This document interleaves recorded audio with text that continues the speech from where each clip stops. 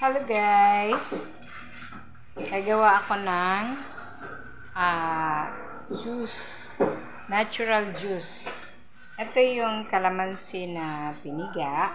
So, 20 pieces na kalamansi. Tinanggal ang buto. Then, lalagyan ko siya ng natural na wild honey. You can look at this, guys. Okay.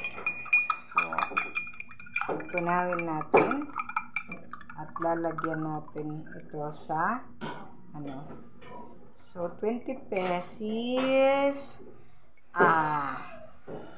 12 na tapos yung honey, so kalahating honey sa isang pitsil na tubig. Ito ay kalamansi, 20 pieces. So may water na ito.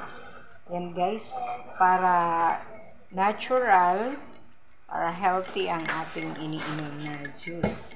So, mas gusto ko na healthy, honey and calamansi. Okay? Pwede natin itong gawin para sa ating mga kids. Sa halip na mga may artificial flavor, eto na lang, mas natural pa. O, ayan. So, natunaw na yung honey. Okay? Halo natin. Okay? Pwede pa siyang dagdagan ng water kasi titikman natin kung medyo maasim pa. So, 20 pieces kasi kailangan isang pitsil. Dagdagan natin ng water. So, add muna tayo ng honey. Okay? So, ang honey ay natural. Napaka-healthy niya.